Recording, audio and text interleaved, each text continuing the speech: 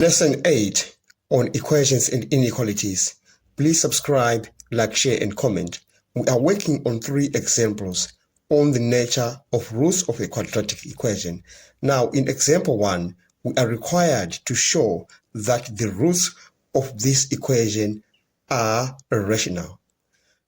Since we realize that this equation is in the standard form is ax squared plus bx plus c. We now need to find the discriminant, all right?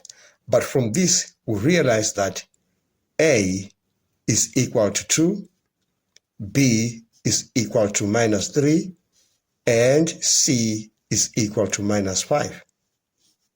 So we need to look for the discriminant. Delta is equal to b squared minus 4ac. So we are going to use these constants. So we are going to say now delta is equal to b is minus 3. So we say minus 3 squared minus 4, a is 2, and c is minus 5. Now let's simplify that. We're going to have delta is equal to 9. Then a negative and a negative, we're going to get a positive. Then 4 times 2, that's 8, times 5, that's 40. Now we realize that delta is equal to 49. And you know, 49 is greater than 0. And 49 is a perfect square. Therefore, we say the roots are rational. So the equation has rational roots.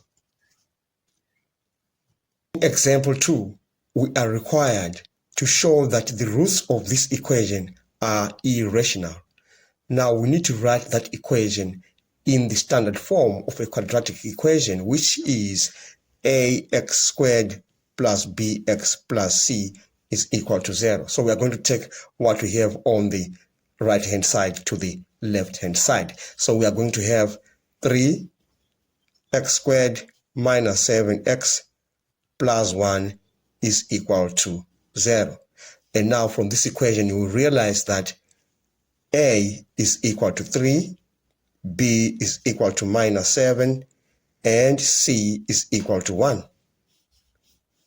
So we are going to consider the discriminant, all right, which is delta. Delta is equal to b squared minus 4ac. So delta is equal to b is minus 7. So we have minus 7 squared minus 4, a is 3, and c is 1. Then we are going to simplify. We will say delta is equal to 49 minus, you get 12 on that. And then you say delta is equal to 37. And you know 37 is greater than 0. But 37 is not a perfect square. All right. Therefore, we say the roots of that equation are irrational. Example 3. We are required to show that the roots of this equation are equal. All right.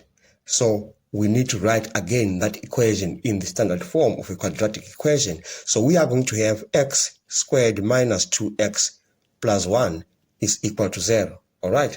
And we know our a is equal to 1, b is equal to minus 2, c is equal to 1. All right.